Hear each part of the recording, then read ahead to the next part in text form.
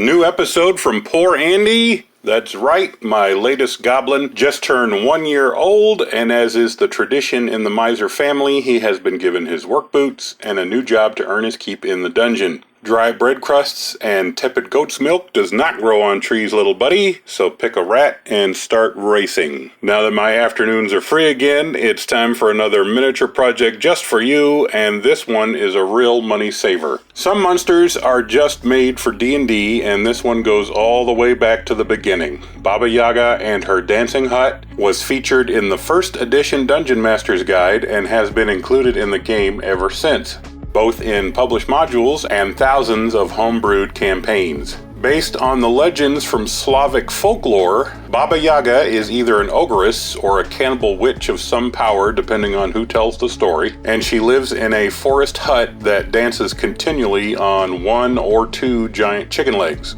And while the hut looks tiny from the outside, it is an expansive maze of rooms on the inside. What a fun way to die. Now, if you want to buy one, you can find some really nice products out there, but be prepared to spend some serious cash. The cheapest hut I could find was $30, and it only went up from there. So how about we make our own for a fraction of the price instead? To build your dancing hut, you're going to head over to the inflation tree, and you need to get one of these little fairy huts from the garden section, and then head over to the toys to pick out an action figure. You have probably seen these guys before. They make great giant monsters, but today all we need is just some legs. As you can see, they have these crooked ostrich legs with clawed feet that are just the right size for this project. It doesn't matter which figure you use, they all have legs about the right size and style, and of course, you need to save those leftover bits for future monsters. The fairy huts come with some cutie tulip decorations that are a bit out of scale for our needs, so I decided to trim those off with some snips. Totally optional step and completely up to you. To give the hut a more rustic look and a little dilapidation, I'm going to build a rotten wooden fence around it with some craft sticks. I just assembled them on the table and glued them directly onto the walls of the hut.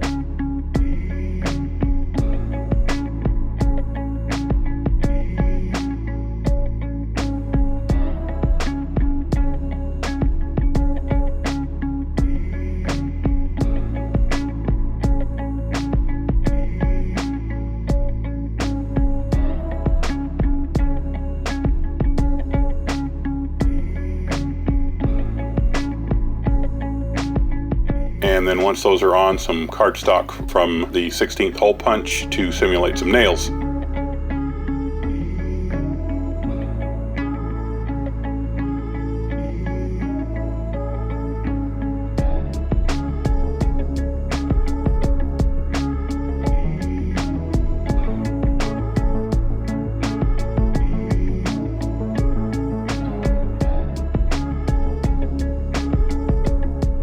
When the glue was set, I went back with my utility knife to carve up the wood and to give it a rough hewn style that the dry brush can really pick up.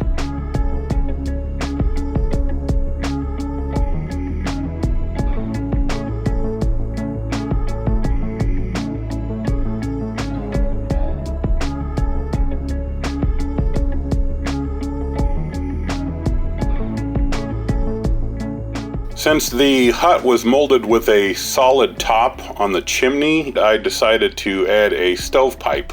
I took one of my leftover super glue caps and I cut the end off for a nice and simple pipe.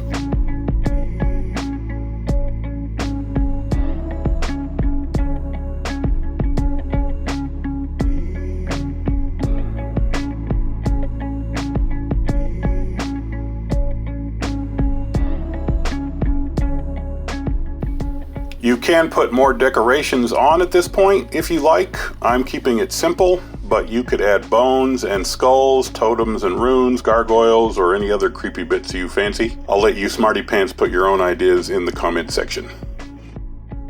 Time for the legs. I like the big chunky legs on this weirdo figurine the best, so I popped them out of their sockets and cut the tops off of the legs to make them flat and make them easier to attach to the hut.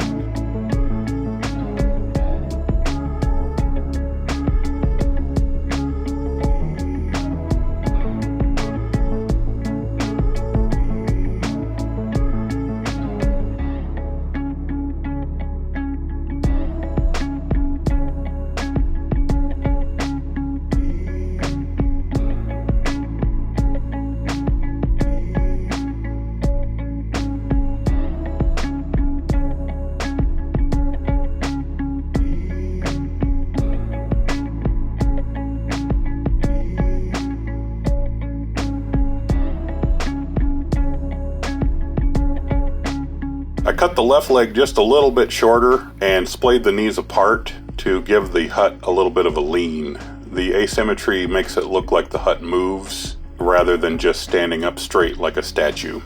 I pinned the legs with paper clips by drilling holes in the legs and the hut to give more support.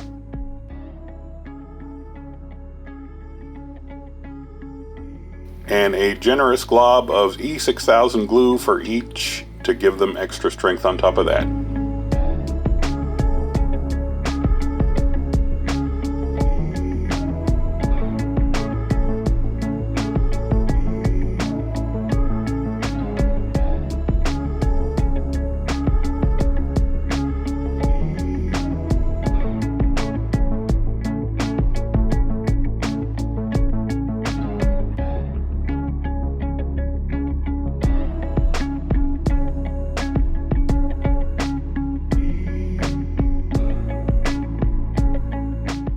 When that's set up, I put him on a 100mm base, or 4 inches for the Imperials, and gave him a nice and swampy base.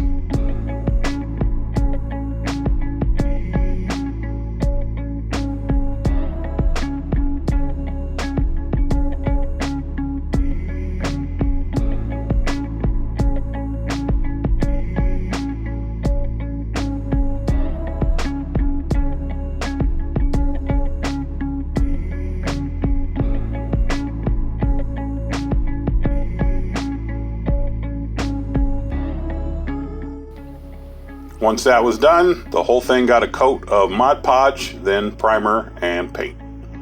And here is the finished Baba Yaga's dancing hut.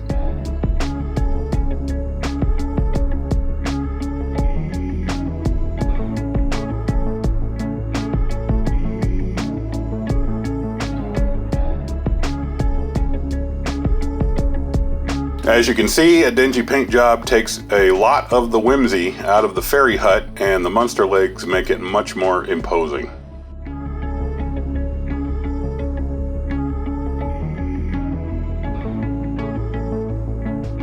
I use the fairy hut for speed and simplicity, but if you're talented at making terrain huts already, you could also skip the fairy hut altogether and simply add the toy monster legs to one of your own creations. So how much did I save on this project? $1.25 for the fairy hut, 50 pennies for the monster legs, a penny for the base, and a penny for art supplies. Grand total, $1.77. So glad to be back in the workshop and so glad to see you all again. I hope you're fired up to build your own dancing hut. And if you're new to the channel, if you haven't subscribed yet, hit that button and let me know what you'd like to see in the comments below, and I sure would appreciate a cup of coffee at the link. Thanks for watching, and I'll see you next time for more minis for pennies.